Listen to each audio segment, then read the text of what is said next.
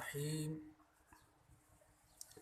ولو انہم اذ ظلموا انفسہم جاؤوک فاستغفروا اللہ واستغفر لهم الرسول لوجدوا اللہ توابا رحیما۔ میرے دوستوں اور بزرگوں، آج کا ہمارا موضوع مدینۃ المنورہ کے اندر مسجد نبوی شریف کا ذکر ہے، اور مختصر طور پر ہم آپ حضرات کے سامنے مسجد نبوی شریف کی تاریخ بیان کریں گے، اور اس کے بعد انشاءاللہ العزیز کوشش کریں گے ایک دو اور موضوعات ہیں ان پر بھی عرض کریں گے۔ شیخ احمد بن عبد الحمید العباسی المتوفی 1000 ہجری اپنی کتاب عمدۃ الاخبار میں ایک بات لکھتے ہیں، مدینۃ المنورہ کا نام حضور کی آمد مبارک سے پہلے چونکہ یثرب تھا، یثرب ایک آدمی کا نام اور آدمی کے نام سے ایک بت کا نام، اور بت کے بعد حضور نے اس کا نام تبدیل کر کے یثرب سے مدینۃ النبی اور مدینہ منورہ شریف بن گیا۔ اس کی تاریخ انشاءاللہ میں آگے چل کے عرض کرتا ہوں اللہ تبارک و تعالیٰ کی عطا کردہ توفیق سے۔ شیخ نے اپنی کتاب عمدۃ الاخبار میں مدینہ منورہ کی ان مساجد کی تعداد 136 بتائی ہے جن میں نبی کریم صلی اللہ علیہ وآلہ وسلم نے نمازیں ادا فرمائیں، جبکہ 56 مساجد کے نام بھی گنوائے ہیں جو اس مصنف کے دور تک معروف تھے۔ کہا جاتا ہے ان میں سے 27 مساجد مدینہ منورہ سے مکہ المکرمہ کے راستے پر واقع ہیں، جبکہ 27 مساجد ان راستوں پر واقع ہیں جن سے گزر کر آپ نبی کریم صلی اللہ علیہ وسلم غزوات شریف پر تشریف لے جایا کرتے تھے۔ جس وقت آپ ہجرت فرما کے تشریف لائے مدینہ المنورہ کے اندر، تو اونٹنی کے بارے میں، جس اونٹنی پر آپ تشریف فرما تھے، آپ نے بڑا مشہور، لوگ روکنا چاہتے تھے، کوئی آگے دیوانہ وار، کوئی پکڑنے کی کوشش، کوئی قدم چوم رہا، کوئی آپ کی گردن مبارک اونٹنی کی، لیکن لوگ، ہر آدمی کی کوشش تھی کہ یہ میرے گھر میں رہ جائے، آپ میرے گھر تشریف لائیں۔ لیکن آپ نے کیا فرمایا؟ دعوہا فإنہا معمورۃ، یعنی یہ اس بات کی طرف اشارہ تھا کہ جہاں آپ نبی کریم صلی اللہ علیہ وسلم کی اونٹنی بیٹھے گی وہاں آپ قیام فرمائیں گے۔ اب اگر اجازت ہو تو یہ جملہ تو بولنے کا حق بنتا ہے کہ جس کی اونٹنی کو اتنا علم ہے کہ میں نے کہاں جانا ہے، آج تک اگر مولوی ان کے علم کے بارے میں بات کرے تو یہ نری پری بے وقوفی ہے۔ جس وقت آپ کی اونٹنی نبی کریم صلی اللہ علیہ وسلم کی قصوائے مسجد نبوی شریف کی جگہ آ کر رکی تو نبی کریم صلی اللہ علیہ وسلم اونٹنی پر سوار تھے۔ ایک روایت میں جہاں حضور علیہ السلام کے لیے گھر بنایا گیا، اونٹنی وہاں رکی، حضرت امی عائشہ پاک کی روایت کے مطابق۔ آپ دنیا سے تشریف لے جانے کے بعد یہیں پر آپ کا روضہ انور بنا۔ اس کے بعد آپ کی اونٹنی کو دوبارہ چلایا گیا، اس مرتبہ آپ کی اونٹنی حضرت ابو ایوب کے گھر کے سامنے بیٹھ گئی۔ حضرت ابو ایوب، حضرت زید، یہاں آپ نے ایک برس کے قریب قیام فرمایا۔ نبی کریم صلی اللہ علیہ وسلم نے حضرت ایوب کے گھر قیام کے دوسرے دن ہی مسجد نبوی شریف کی تعمیر کا فیصلہ کر لیا، اس لیے اس جگہ کا انتخاب کیا جانے لگا جہاں آپ کی اونٹنی پہلی مرتبہ بیٹھی تھی۔ یہ جگہ انصار کے 2 یتیم بچوں سہل اور سہیل کی ملکیت تھی، جو ایک روایت کے مطابق حضرت اسد بن زرارہ کی کفالت میں تھے۔ سہل اور سہیل نے اس جگہ کھجوریں سکھانے کا ایک باڑا بنا رکھا تھا۔ عربی لغت میں اس مقصد کے لیے بنائی گئی جگہ کو مربد کہتے ہیں۔ اس کے علاوہ یہاں ایک کھجور اور برکت کا درخت بھی تھا، ایک ایسی دیوار بھی تھی جس پر چھت نہیں تھی، جبکہ اس مقام پر کچھ مشرکین کی قبریں تھیں۔ ایک روایت کے مطابق اس جگہ کے ایک طرف کچھ پانی بھی جمع ہوا تھا، نبی کریم صلی اللہ علیہ وسلم کے صحابہ نے نکال کر باہر پھینک دیا۔ آپ یعنی نبی کریم صلی اللہ علیہ وسلم کے حکم سے مشرکین کی قبروں کو اکھاڑ کر، کھود کر ان کی ہڈیاں دوسری جگہ جا کر دبا دی گئیں۔ خود نبی کریم صلی اللہ علیہ وسلم نے اس کی تعمیر کے اندر حصہ لیا۔ اللہم لا عیش الا عیش الآخرہ فاغفر للانصار والمہاجر، یہ حضور علیہ الصلوۃ والسلام بار بار دعا فرماتے تھے۔ مسجد نبوی شریف والی جگہ کے اصول کے بارے میں مختلف روایات ہیں، مگر یہاں ہم صرف آپ حضرات کے سامنے چند ایک دو باتیں بلکہ عرض کرتے ہیں جن پر صحابہ اکرام متفق ہیں۔ اس قطع زمین کے مالک دو یتیم بچے سہل اور سہیل، یہ زمین آپ نبی کریم صلی اللہ علیہ وسلم کو عطیہ کرنا چاہتے تھے، مگر ایک مسئلہ یہ تھا کہ دونوں نابالغ تھے اور یتیم بھی تھے، اس لیے اس زمین کا معاوضہ نبی کریم صلی اللہ علیہ وسلم نے ادا فرمانا پسند فرمایا۔ دوسری یہ بات ثابت نہیں ہوتی کہ سہل اور سہیل اسد بن زرارہ کی حفاظت یا کفالت میں تھے، بلکہ حضرت اسد بن زرارہ اس قطع زمین کی قیمت خود ادا کر کے اسے مسجد نبوی کے لیے وقف کرنا چاہتے تھے۔ لیکن ایک روایت میں نے یہ بھی پڑھی ہے کہ آپ چونکہ ان بچوں کے ماموں تھے اس لیے یہ انہیں کی کفالت کے اندر تھے، لیکن چونکہ مختلف روایات ہوتی ہیں، بلکہ اس زمین کی قیمت حضرت ابو بکر صدیق نے اپنے مال سے ادا کی۔ اب جو حضرت ابو بکر صدیق سے بغض رکھتے ہیں ان کو چاہیے کہ مسجد کے اندر بھی تشریف نہ لے جائیں، اس کی قیمت حضرت ابو بکر صدیق نے ادا کی ہے۔ مسجد نبوی شریف میں قبلہ اول بیت المقدس شریف یعنی شمال کی جانب واقع تھا، اس جانب رخ کر کے نبی کریم صلی اللہ علیہ وسلم نے 17 نمازیں ادا کی۔ جس وقت مسجد نبوی کی تعمیر سے فارغ ہوئے تو اس سے متصل حضرت عائشہ کے لیے گھر تعمیر کیا، اس کے بعد اس سے متصل ام المومنین حضرت سودا کے لیے گھر تعمیر کیا، اس کے بعد باقی امہات المومنین کے گھر تعمیر کیے۔ پہلا گھر مسجد نبوی شریف کے ساتھ حضرت امی عائشہ پاک کا تھا، اور ہجرت کے 7ویں سال آپ نے مسجد نبوی شریف میں مغرب کی جانب 3 ستونوں کا اضافہ کیا۔ یہ اضافہ غزوہ خیبر سے واپسی کے بعد کیا گیا۔ اسی طریقہ کار کو دیکھتے ہوئے نبی کریم صلی اللہ علیہ وسلم کے بعد آنے والوں نے مسجد نبوی شریف میں توسیع کا سلسلہ جاری رکھا۔ اس سلسلے میں آپ نبی کریم صلی اللہ علیہ وسلم سے لو مدع مسجد ہذا الی صنعاء لکان مسجد، اگر میری مسجد صنعاء یعنی یمن کا شہر تک وسیع ہوتی تو بھی میری ہی مسجد رہتی۔ تو یہ حدیث پاک۔ حضرت عمر نے 17 ہجری میں مسجد نبوی شریف کے مغربی جانب مزید 2 ستونوں کا اضافہ کرایا، جبکہ مسجد نبوی شریف کے شمال کی جانب بھی 2 سے زائد ستون بنائے گئے۔ یہ ستون پتھر سے بنائے گئے تھے جن پر چھت نہیں تھی۔ انہی کے درمیان حضرت عمر بن خطاب نے نمازیوں کی سہولت کے لیے ایک کنواں بھی کھدوایا تھا جو لوگوں کے درمیان چاہے زمزم کے نام سے مشہور تھا۔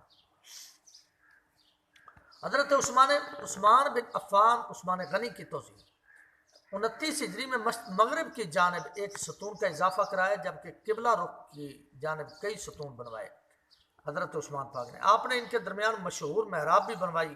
آپ کی توسیع قبلہ کی جانب سے شروع ہو کر روضہ انور کی حد تک ختم ہوتی تھی۔ مسجد نبوی شریف کے شمال کی جانب بھی حضرت عثمان غنی نے کچھ اضافہ کر دیا۔ اس جانب کی عماراتی توسیع پتھر اور چونے سے کی گئی ستون کو لوہے سے بھرا گیا، جبکہ اس کی چھت پر بار لگائی گئی۔ 88 ہجری میں اموی خلیفہ ولید بن عبد الملک بن مروان نے حضرت عمر بن عبد العزیز جو پانچویں خلیفہ راشد کہے جاتے ہیں، جو اس وقت مدینہ منورہ کے گورنر تھے، مسجد نبوی شریف کی مزید توسیع کا حکم دیا۔ یہ توسیع مسجد نبوی کی مغربی جانب کی گئی۔ اس کے بعد جو امہات المومنین حیات تھیں ان کی اجازت سے اس حجرے کے اندر مزید توسیع بھی کی گئی۔ یہاں انشاءاللہ العزیز چند ایک باتیں آپ حضرات کے سامنے عرض کریں گے۔ تو 5 حجروں کا دائرہ بنایا گیا۔ روضہ انور کے حجرے کے گرد شمال کی جانب 5 حجروں کا اس نے دائرہ بنایا اس بادشاہ نے۔ خلیفہ مہدی بن منصور نے پتھر کے ستونوں کو چھتوایا۔ اس کے بعد عہد عثمانی میں خواتین کی نماز پڑھنے کی جگہ جسے مصلی النساء کہا جاتا ہے سے لے کر مغرب کی جانب تک توسیع کی گئی۔ اس کی ابتدا 161 ہجری میں ہوئی جبکہ اس کا اختتام 165 ہجری میں ہوا۔ سلطان فائد بائی اللہ اشرف محمودی نے حجرہ شریف کے اندر سبز رنگ کی جالیوں کا اضافہ کیا اور اس کے اوپر نیلے رنگ کا ایک گنبد تعمیر کرایا۔ اس کے علاوہ داخلی حجروں میں عام گزرنے کے راستے کا اضافہ کیا۔ یہ تبدیلی 878 ہجری میں کی گئی۔ اس کے بعد 1233 ہجری میں سلطان محمود خان العثمانی نے اس نیلے گنبد کی جگہ ایک بڑا گنبد تعمیر کرایا اور اسے سبز رنگ سے رنگا۔ اسی نسبت سے اسے گنبد خضرا کہا جاتا ہے۔ اس کی تاریخ بھی میں عرض کروں گا۔ اس گنبد کی تعمیر کے لیے مسجد نبوی شریف کے وسط میں عظیم الشان اور مضبوط بنیاد ڈالی گئی اور یہ بھی کہا جاتا ہے کہ گنبد خضرا نیلے گنبد کے اوپر تعمیر کیا گیا تھا۔ اچھا، تو اب عرض کرنے کا مقصد سلطان عبد المجید عثمانی کے دور میں شمال کی جانب سے چھت کا اضافہ کیا گیا جس کی حدود مینارہ مجیدیہ سے لے کر مینارہ سلیمانیہ تک وسیع تھا۔ اسی اضافہ شدہ چھت کے نیچے قرآن پاک کی تعلیم کے لیے مدارس قائم کیے گئے، سنی مدارس قائم کیے گئے، جبکہ ایک جگہ پر تیل ذخیرہ کرنے کا سٹور وغیرہ جو بنایا گیا تھا۔ اب مسجد نبوی شریف کی مشرق کی جانب آتے ہی سلطان عبد المجید خان عثمانی نے ایک بڑا برآمدہ تعمیر کرایا۔ اس میں 3 بڑی کھڑکیاں نصب کرائیں۔ اس کے ساتھ ساتھ یہاں ایک بہت بڑا چبوترا بھی بنایا گیا۔ تو سلطان عبد المجید خان کی تعمیر 1265 ہجری میں شروع ہو کر 77 تک اختتام پذیر ہوئی۔ اس دورانیے کے علاوہ مزید 3 برس مسجد نبوی شریف میں خطاطی اور نقش و نگار میں صرف ہوئے۔ جو 1280 ہجری میں سلاطین عثمانیہ کی جانب سے کی گئی توسیع اختتام پذیر ہوئی۔ اس کے بعد بغیر اضافے یا توسیع کے جو ترامیم ہوئیں وہ خلیفہ المعتصم الظاہر بیبرس البن قداری، سلطان الناصر محمد بن فلاغون الاشرف برسباری الظاہر جقمق اور سلطان سلمان کے ادوار میں ہوئیں جو اپنی اپنی تاریخ کے حساب سے مذکور ہوں گی۔ اس بات کا ذکر میں نے پہلے بھی عرض کیا ہے کہ غزوہ خیبر سے واپسی پر نبی کریم صلی اللہ علیہ وآلہ وسلم نے توسیع فرمائی۔ حضرت عمر نے 17 ہجری اور آپ استوانہ عربی لغت میں ستون کو کہتے ہیں، یہ ستون ام المومنین حضرت عائشہ کے نام سے منسوب ہے۔ آپ اس ستون کے قریب تہجد کی نماز ادا فرماتی تھیں۔ تو حضرت امی عائشہ پاک کی عظمت کو وہی مانے گا نا جو تہجد گزار ماں کا بیٹا ہوگا، چرسی بھنگی شرابی نشئی ماں کا بیٹا نہیں ہوگا۔ استوانہ السریر یہ چھوٹا ستون آپ کے بستر کے قریب تھا۔ اس بستر پر آپ نبی کریم صلی اللہ علیہ وسلم رات کو آرام فرمایا کرتے تھے۔ استوانہ الحرس جو کوئی بھی اس کی حفاظت مامور ہو وہ اس ستون کے پاس کھڑا ہوتا تھا۔ استوانہ وفود یہ ستون حجروں کے دروازوں کے قریب تھا۔ کسی ملاقاتی یا وفود کے ملنے کے وقت آپ یہاں تشریف لاتے۔ صحابہ اکرام اس ستون پر ہمیشہ خوشبویات لگایا کرتے تھے، اس وجہ سے استوانہ مخلقہ کہا جاتا ہے، یعنی ایسا ستون جس پر خلوق لگایا جاتا ہے۔ خلوق ایک خاص قسم کا عطر ہوتا ہے، یہ اشارہ تھا مسجد نبوی شریف کے مصلی شریف۔ اس کے بعد عموی خلیفہ الولید بن عبد الملک بن مروان کی توسیع کے دوران بنایا گیا۔ خلیفہ عبد الملک کے دور میں 5ویں خلیفہ عمر بن عبد العزیز والی مدینہ تھے۔ امام شافعی رحمۃ اللہ علیہ کے مطابق یہ توسیع حضرت عمر بن عبد العزیز کی نگرانی میں ہوئی۔ نبی کریم صلی اللہ علیہ وسلم نے مدینہ منورہ تشریف آوری کے روز ہی مسجد نبوی کی تعمیر شروع کی۔ جس وقت عموی خلیفہ نے مسجد نبوی کی توسیع کرائی، آپ نبی کریم صلی اللہ علیہ وسلم کے دور مبارک کی مسجد نبوی کی عہد میں موجود بعض اشیاء اور قرآن پاک کو محفوظ کرنے کی غرض سے ایک خوخہ بنایا گیا، یعنی تعمیر کیا گیا ایک کمرہ، جو یہ کمرہ حضرت صدیق اکبر کے پہلے گھر کے سامنے بالکل قریب تھا، اس لیے آپ کے نام کو بھی محفوظ رکھنے کے لیے اس مقام کو صدیق اکبر کے نام سے باب السلام، اسے مروان بھی کہا جاتا ہے کیونکہ اس مقام کے پڑوس میں مروان بن حکم کا گھر تھا۔ اور اس کے بعد باب عاتقہ، باب الرحمہ بھی کہا جاتا ہے، کیونکہ اس کے ساتھ حضرت عاتقہ گھر تھا۔ اس کے اندر سیدھے ہاتھ کی جانب بعد میں بنائے جانے والے ستون میں سے ایک ستون نصب کیا گیا۔ باب النساء، پہلے میں نے عرض کر دیا ہے، عورتیں یہاں نماز پڑھا کرتی تھیں۔ باب المجید بھی، یہ دروازہ سلطان عبد المجید خان عثمانی نے بنوایا اور اسے سب سے پہلے خود ہی کھولا۔ باب جبریل، باب الجنائز اور باب جبر بھی کہا جاتا ہے۔ جبریل کی اصطلاح کہ سیدنا جبریل اس جانب سے وحی لے کر آتے تھے۔ اس کے علاوہ غزوہ خندق کے بعد جبرائیل امین اسی مقام کی جانب سے آپ کے پاس تشریف لائے۔ اور آگے چل کر میں آپ حضرات کے سامنے آپ کے گوشے گزار عرض کر دیتا ہوں کہ اس پر نبی کریم صلی اللہ علیہ وسلم مسجد نبوی کا جو دالان تھا، مؤذن کو حکم دیا جاتا تھا کہ اذان دو تاکہ لوگ نیا حکم سننے کے لیے مسجد نبوی کی طرف آئیں۔ جس نے بھی یہ اذان سنی اسے کہا گیا کہ عصر کی نماز اب بنو قریظہ کے علاقے میں ادا کی جائے گی، یعنی مسلمان اب فوراً بنو قریظہ کی جانب بڑھیں گے۔ تو اب بات اگر اتنی سمجھ آ گئی ہے تو یہ تو آپ کو سمجھ آ جانی چاہیے تھی کہ سلطان عبد المجید خان کی خواہش پر جو ہے جو تعمیر کی گئی اور جو رکھے گئے کھڑکیاں، انہی کے حکم کے ساتھ ان کو بند کیا گیا اور پرانا نام محفوظ رہے، جبکہ پرانے باب جبرائیل کے مقام پر صرف ایک کھڑکی کو نیچے رکھا گیا، یعنی برقرار رکھا گیا۔ تو اب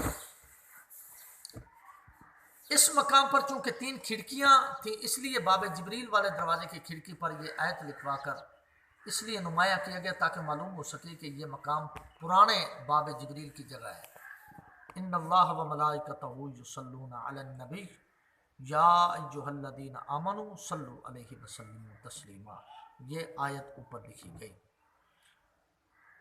اچھا جی، تو اب رؤوس ثلاثہ یعنی 3 سر مبارک، سر یہ مغرب کی طرف اس مقام میں مبارک مقام کی جانب اشارہ ہے جس سمت میں آپ نبی کریم صلی اللہ علیہ وسلم، حضرت ابوبکر صدیق، حضرت فاروق اعظم کے سر مبارک ہیں، جبکہ آپ اور شیخین کے پیر مبارک مشرق کی جانب اور معطر ہستیوں کی پیٹھیں شمال کی جانب ہے، جبکہ چہرہ مبارک جنوب کی جانب یعنی قبلہ شریف کی طرف ہے۔ روضہ مبارک کے اندر حجرہ شریف میں جس نے سب سے پہلے غلاف کپڑے کا لگایا وہ خلیفہ ہارون رشید کی والدہ السیدہ خیزران تھیں۔ اس استن توبہ، استن ابی لبابہ بھی اس کو کہا جاتا ہے، جہاں یہ آیت مبارکہ وآخرون اعترفوا بذنوبہم خلطوا عملا صالحا وآخر سیئا عسى اللہ ان یتوب علیہم ان اللہ غفور رحیم، ان آیات بینات کا نزول رات کے آخری حصے میں سحر کے وقت ہوا تو آپ خوشی سے مسکرانے لگے۔ اس رات ام المومنین حضرت ام سلمہ کے ہاں مقیم تھے۔ ام المومنین سلمہ نے آپ سے تبسم کی وجہ پوچھی تو آپ نے جو ہے بیان فرما دیا۔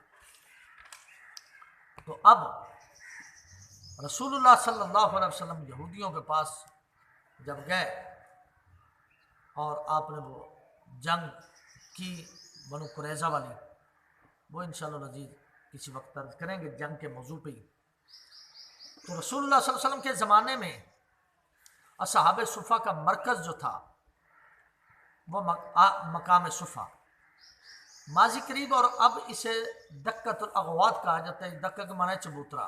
آپ کے عہد مبارک میں اس چبوترے کے 3% حصہ قبلہ رخ یعنی جنوب کی جانب واقع تھا۔ اس کے بعد اموی خلیفہ ولید بن عبد الملک بن مروان نے اس وقت کے والی مدینہ عبدالعزیز کے ذریعے توسیع کرائی۔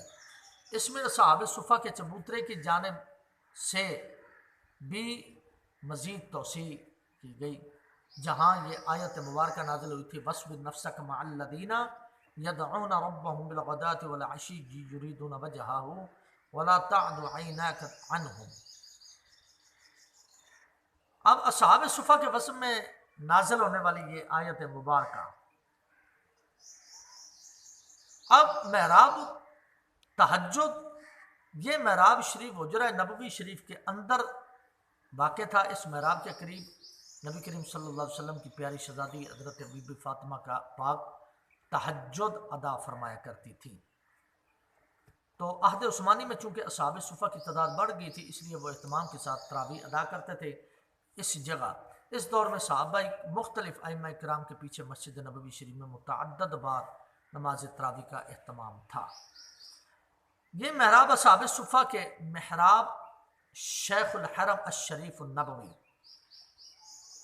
اس کا ذکر مسجد نبوی شریف اس کے لیے زیارت کے لیے کہ نقطہ نگاہ سے مرد حضرات اسے ذریعہ آنکھوں سے غرفہ کا معنی کمرے کے ہیں۔ یہ کمرہ ترک عثمانوی خلیفہ کے نام پر، عثمانی خلیفہ جس وقت حج کے لیے یا زیارت کے لیے تو مسجد نبوی میں اس کمرے میں بیٹھ کر عبادت کرتے۔ یہ کمرہ خلیفہ کی حفاظت کی غرض سے بنایا گیا تاکہ عام لوگ اس تک نہ پہنچ سکیں۔ اس کمرے پر جانے والی سیڑھیاں اصحاب صفہ کے چبوترے سے مغرب کی جانب سے یہاں نکلتی ہیں۔ تو مختصر عرض کریں آپ حضرات کے سامنے، اور پھر میں نے اور بھی کچھ عرض کرنا تھا۔ دروازے بھی مسجد نبوی شریف کے، اور نہایت ہی اختصار کے ساتھ میں نے آگے لے کر چلنا اس موضوع کو۔ تو عہد عثمانی میں مسجد نبوی شریف کے 5 مینار بعد میں موجودہ غاصب حکومت نے مسجد نبوی شریف کے رکنوں کے حساب سے صرف 4 مینار رہنے دیے۔ اب ہر رکن کے ساتھ ایک مینار ہے۔ یہ ساری تقسیم جو جدید غاصب حکومت کی ہے۔ دھوپ گھڑی دن کی روشنی میں وقت معلوم کرنے کے لیے استعمال کی جاتی تھی۔ عثمانیوں کے دور میں مسجد نبوی شریف کی تعمیر و توسیع کے دوران یہ گھڑی، دھوپ گھڑی مسجد نبوی شریف کے مؤذن استعمال میں رہی۔ مؤذن کے اس گھڑی کو حضرت عمر بن خطاب کے قائم کردہ چاہے زمزم کے نزدیک نصب کیا گیا تھا۔ اس کے نزدیک ایک اور دھوپ گھڑی نصب تھی جس کے لیے خاص قسم کی بنیاد رکھی گئی تھی۔ تو اب اس کی طرف تو ہمیں جانے کی ضرورت نہیں کہ کون سی جگہ گرائی غاصب حکومت نے اور کیا وہاں تعمیر کیا۔ ہم صرف 1-2 باتیں آپ حضرات کے گوشے گزار کریں گے اور پھر انشاءاللہ العزیز موضوع کسی وقت بیان کریں گے مسجد نبوی شریف کا۔ مسجد نبوی شریف، حرم نبوی شریف کے دروازے پہلی توسیع سے قبل حرم نبوی شریف کے صرف 5 دروازے تھے۔ باب السلام مغرب کی جانب، باب الرحمہ مغرب کی جانب، باب جبریل مشرق کی جانب، باب النساء مشرق کی جانب، باب مجیدی شمال کی جانب۔ تو غاصب حکومت نے کے دور میں مسجد نبوی شریف کے جن ابواب میں اضافہ ہوا، ان میں باب الصدیق کا یہ دروازہ مغرب کی جانب قائم کیا گیا۔ مغرب کی جانب اس کے نام پر بھی نام، خیر بہرحال اس طرح شمال کی جانب حضرت امیر المومنین عمر بن خطاب کے نام پر باب عمر، اور ایک دروازہ امیر المومنین حضرت عثمان غنی کے نام پر، اور ایک صدیق اکبر کے نام پر۔ یہ 5 دروازے جس وقت زائرین روضہ مبارک کی جالیوں کے سامنے کھڑے ہوتے ہیں تو 2 ستونوں کے درمیان ان کے قدم تلے 3 سیاہ پتھر فرش میں نصب ہے۔ ان کو اب اس لیے نہیں دیکھا جا سکتا کیونکہ یہاں فرش پر دبیز اور قیمتی قالین بچھے ہوئے ہیں۔ ان میں سے ایک سیاہ پتھر لمبائی میں مشرق کی جانب جبکہ اسی طرح دوسرا مغرب کی جانب۔ ان دونوں پتھروں میں ایک پتھر کی دائرہ کی شکل میں، ان تینوں پتھروں کے اوپر لمبائی میں ایک فریم بنا ہوا ہے۔ ان پتھروں اور ان کے جائے مقام کے حوالے سے انوکھا قصہ منقول ہے جسے حرم نبوی شریف کے بیان کے اندر ہم عرض کریں گے۔ تو مسجد نبوی شریف کا جو قصہ چل رہا تھا، جدید توسیع جو کی گئی غاصب حکومت نے، تو اس کے اندر یہ حصہ جو گرایا گیا، یہ حصہ عثمانوی خلیفہ سلطان عبد المجید نے تعمیر کروایا تھا۔ جدید توسیع کے لیے منہدم کیے گئے حصے میں جو جگہ تھی، ان کی تفصیلات تو یہ سب کی سب باتیں ہم انشاءاللہ العزیز پھر کسی وقت بیان کریں گے آپ حضرات کے سامنے۔ اب صرف یہاں ایک بات عرض کرتے جائیں کہ ربیع الاول شریف 1372 کو، جس کو لوگ شاہ سعود کہتے ہیں، مدینہ منورہ کا دورہ کر کے اس نے اس جگہ کا بنیاد رکھی اور مسجد نبوی کے مغربی حصے میں کھدائیوں کا کام شروع ہوا۔ یہ جگہ باب رحمت کے قریب واقع ہے۔ 24 رمضان 1972 کو مسجد نبوی شریف کی توسیعی عمارت کا کام شروع ہوا، جو 16 ربیع الاول 1373 کو شاہ نے، جو غاصب حکومت کا ہے، اس نے مدینہ منورہ کا پھر دورہ کیا اور رسول اکرم صلی اللہ علیہ وسلم کی پیروی کرتے ہوئے عمارت کے تعمیراتی کام میں حصہ لیا، کیونکہ آپ نبی کریم صلی اللہ علیہ وسلم مسجد نبوی کی تعمیر میں 2 مرتبہ حصہ لے چکے تھے۔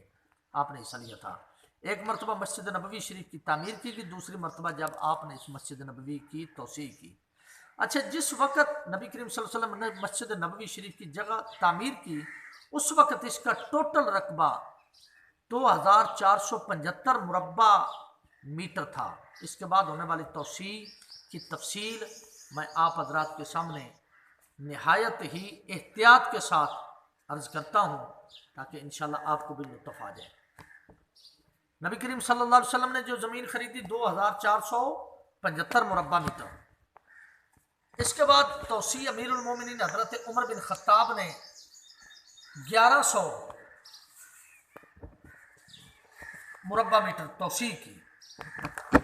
اس کے بعد توسیع حضرت امیر المومنین عثمان بن عفان نے 4096 مربع میٹر اسی میں تعمیر آگے کی۔ اس کے بعد جو توسیع ہوئی وہ عموی خلیفہ الولید بن عبد الملک نے 2369 مربع میٹر اور توسیع کر دی۔ اس کے بعد عباسی خلیفہ المہدی نے 2450 مربع میٹر اور توسیع کر دی۔ اس کے بعد عبد الملک الاشرف فائت بائی نے 120 مربع میٹر اور توسیع کر دی۔ اس کے بعد سلطان عبد المجید العثمانی رحمہ اللہ نے 1293 مربع میٹر توسیع کر دی۔ تو اس کے بعد موجودہ حکومت کی توسیع سے قبل مسجد نبوی شریف کا کل رقبہ بن گیا تھا 1,03,4 مربع میٹر ہو چکا تھا۔ اچھا، یا 10,303 مربع میٹر ہو چکا تھا۔ شاہ کے زمانے میں شروع ہونے والی توسیع اور شاہ سعود، یہ فرضی نام میں لے رہا ہوں، ورنہ اصل نام تو وہاں رسول اللہ کا اور آپ کے صحابہ کا نام ہے، تو زمانے میں مکمل ہوئی۔ اس توسیع نے مسجد نبوی شریف کے رقبے کے اندر جو ہے 6024 مربع میٹر کا اضافہ کر دیا، جو مسجد نبوی شریف کا کل رقبہ 16,328 مربع میٹر ہو گیا۔ اس توسیع کے لیے پتھروں کو خوبصورتی سے کاٹنے کے ایک فیکٹری لگائی گئی اور اس کے اندر مزید انجینئر کا اضافہ کیا گیا۔ آبار علی میں نصب کیا گیا، ذوالحلیفہ کے ایک مقام میں۔ ان مشینوں پر کام کرنے والے انجینئر اٹلی سے بلوائے گئے تھے، جو حرم شریف کی حدود سے باہر رہ کر سامان تیار کرتے تھے، جبکہ ان اطالوی انجینئروں کے تحت 400 ماہرین کام کرتے تھے۔ تو موجودہ حکومت کا کام 14 انجینئروں کے سپرد تھا، جن میں سے 12 انجینئر مصر کے تھے، جبکہ ایک انجینئر شام کا تھا اور دوسرا پاکستان کا۔ ان کی زیر قیادت تقریباً 100 کے قریب ماہرین تعمیر کا کام یہاں شروع رہا، جبکہ 1,500 جو ہے عرب شریف کے حجاز مقدس کے مزدور ہمہ وقت کام میں مشغول رہتے تھے۔ ماہرین تعمیر کے لیے ایک فیکٹری ایسی بنائی گئی جس میں ماہرین کی ضروریات کے لیے ہلکے آلات بنائے جاتے تھے۔ اس فیکٹری کے کام کرنے والے تمام کاریگر جو ہے عرب شریف کے ہی تھے۔ اس دور میں توسیع کے لیے جو جائیداد خریدی گئی، اس کا تخمیناً لاگت 1,75,400 سونے کے سکے لگائے گئے، جبکہ انجینئر کی رپورٹ کے مطابق تمام منصوبے پر 50 ملین عرب شریف کے ریال صرف ہوئے۔ مسجد نبوی شریف کی توسیع منصوبے کی نگرانی کے لیے ایک خاص دفتر بنایا گیا اور 50 سعودی حسابات وغیرہ جانچ پڑتال اس ادارے کے زیر تحت شیخ صالحی قزاز کے تھے، جو آ کر ان کا اور اس وقت وزیر مملکت، چونکہ یہ غاصب حکومت ہے تو یہاں جو ہے دوسرا نظام نہیں ہے، بہرحال اب فوٹوگرافر وغیرہ یہ سارے 74 چوکور ستون دیواروں کے ساتھ بنائے گئے، جن میں 222 گول ستون نئی توسیع عمارت میں بنائے گئے۔ مغربی دیوار کے لمبائی 228 میٹر تھی، اسی طرح مشرق کی دیوار بھی بنائی گئی۔ شمالی دیوار کی لمبائی 91 میٹر رکھی گئی اور شمالی دیوار کی لمبائی 228 میٹر، اسی طرح مشرق کی دیوار بھی۔ شمالی رخ پر 5 دروازے بنائے گئے، جبکہ مشرقی، مغربی اور وسطی جانب 3 دروازے بنائے گئے۔ مجموعی طور پر 11 جدید دروازے قائم کیے گئے، جن میں سے 6 مغرب کی جانب تھے۔ ان میں سے 3 ابواب کو باب الصدیق کہا جاتا تھا، جبکہ 3 دیگر ابواب کو انہوں نے اپنے نام، جو جدید حکومت ہے اس نے اپنے نام تعمیر کیا، یعنی صدیق اکبر کے بعد اپنا نام انہوں نے استعمال کیا۔ 2 دروازے شمال کی جانب، ان میں ایک باب حضرت عثمان بن عفان اور دوسرا حضرت عمر بن خطاب کے نام سے موسوم۔ 3 دروازے مشرق کی جانب تھے، جنہیں عبدالعزیز کے نام سے موسوم کیا گیا، جو یہ ایک فرد ہے اس حکومت کا۔ تو خیر بہرحال نئی جدید توسیع میں 699 ڈاٹ کا اضافہ کیا گیا، جبکہ 3 رخ پر 44 کھڑکیوں کا اضافہ کیا گیا۔ ستونوں اور دیواروں کی بنیادیں 5 میٹر تک گہری کی گئی۔ اس طرح 2 نئے میناروں کی تعمیر کی گئی، 7 میٹر رکھی گئی، جبکہ ان میناروں کی اونچائی 70 میٹر تک تھی۔ یوں مسجد نبوی کی جدید توسیع کا کام شاہ سعود، جس کو کہتے ہیں کہ رفقا کی تمام ہمتوں کے ساتھ یا اس کی کوششوں کے ساتھ یہ ہوا۔ تو مسجد نبوی شریف کے آثار میں ایک دیوار ایسی ہے جو نظروں سے اوجھل ہے۔ یہ سیسہ پلائی دیوار اس حجرہ مبارک کے ارد گرد زیر زمین بنائی گئی، جس میں روضہ انور اور حضرت ابوبکر صدیق کے قبور۔ اس دیوار کے وجود میں آنے کا سبب ایک بھیانک سازش تھی، جس کے مطابق رسول اللہ صلی اللہ علیہ وآلہ وسلم کے جسم انور کو جو ہے ان سے محفوظ رکھنا تھا، کافر کے ہاتھوں سے محفوظ رکھنا تھا۔ تو یہ کام حضرت سیدنا خواجہ خواجگان خواجہ محمود سلطان محمود زنگی رحمۃ اللہ علیہ نے یہ کام کیا تھا، جو کہ رسول اللہ صلی اللہ علیہ وسلم نے خواب کے اندر آ کر ان کو بتایا تھا کہ یہ لوگ ہیں اور یہ مجھے تنگ کر رہے ہیں۔ بہرحال وہ خواب انشاءاللہ پھر کسی وقت عرض کریں گے۔ یہ تھی مسجد نبوی شریف کی مختصر سی تاریخ جو میں نے آپ حضرات کے سامنے رکھی ہے۔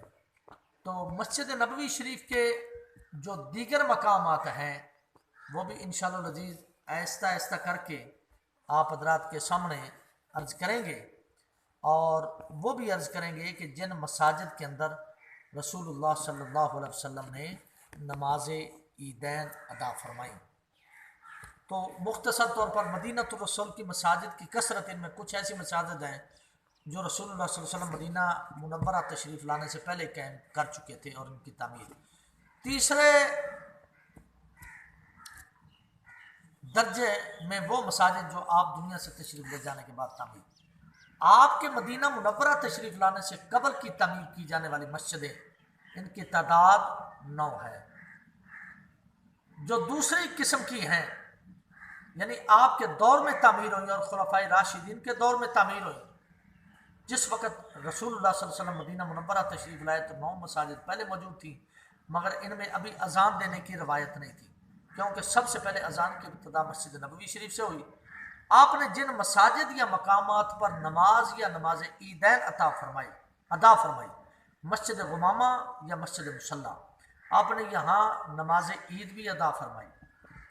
آپ نے یہاں نزول بارش کی دعا بھی فرمائی۔ دعا کے فوراً بعد آسمان پر ابر چھا گیا۔ عربی لغت میں ابر یا بادل کو غمامہ کہتے ہیں، اس لیے اس مسجد کا نام غمامہ۔ اس مسجد میں رسول اللہ صلی اللہ علیہ وسلم نے نجاشی بادشاہ کی سن 6 ہجری میں نماز جنازہ ادا کی تھی 4 تکبیروں کے ساتھ۔ تاریخ میں بادشاہوں میں یہ پہلا بادشاہ ہے جس نے اسلام قبول کیا۔ اس مسجد کے چاروں طرف سڑک ہے، جدہ یا مکہ مکرمہ کے مدینہ المنورہ آنے والے اس مقام سے گزر کر مسجد نبوی شریف پہنچتے ہیں۔ یہ مسجد دارالامارہ بالمالیہ کے قریب ہے۔ اور یہ ٹوٹل مساجد جو ہیں وہ آپ حضرات، میں نے آپ حضرات کے سامنے عرض کر رہا تھا۔ دوسری مسجد ہے مسجد بلال بن رباح، تیسری مسجد ہے عمر بن خطاب، چوتھی مسجد حضرت عثمان بن عفان، اور پانچویں مسجد علی بن ابی طالب، یہ محلہ الطیار کی گلی کے مدخل پر واقع ہے، اور چھٹی مسجد مالک بن سنان، اور ساتویں مسجد ابی بکر الصدیق مسجد غمامہ کی شمال کی جانب ہے۔ یہ مسجد مکمل طور پر عہد عثمانی میں تعمیر کی ہے۔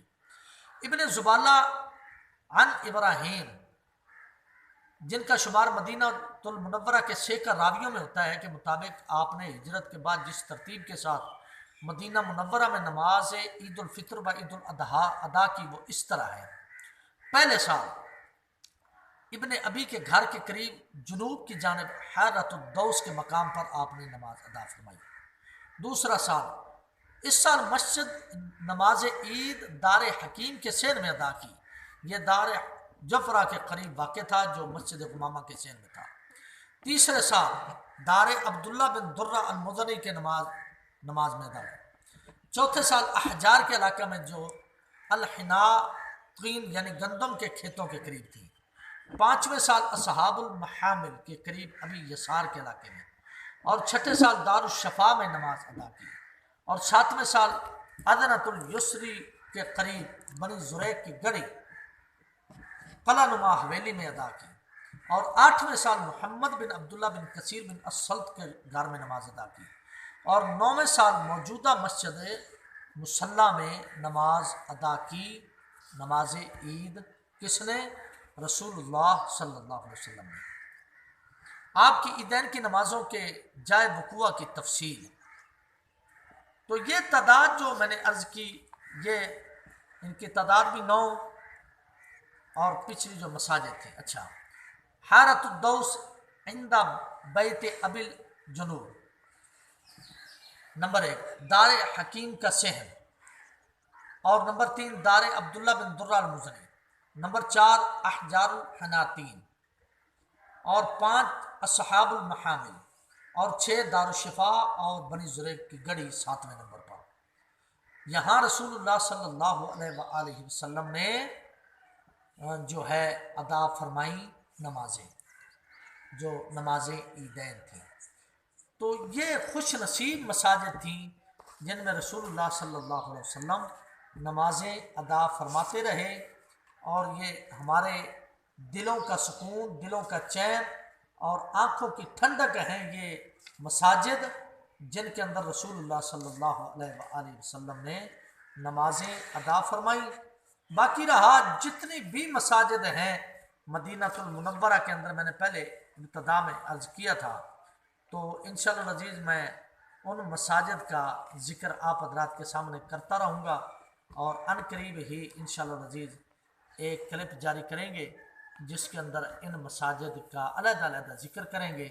اللہ تبارک و تعالی ہمیں زندگی میں اپنے محبوب کریم صلی اللہ علیہ وسلم کے در دولت کی حاضری نصیب فرمائے، اور حضور کے قدمین شریفین کے اندر موت نصیب فرمائے، اور بقی شریف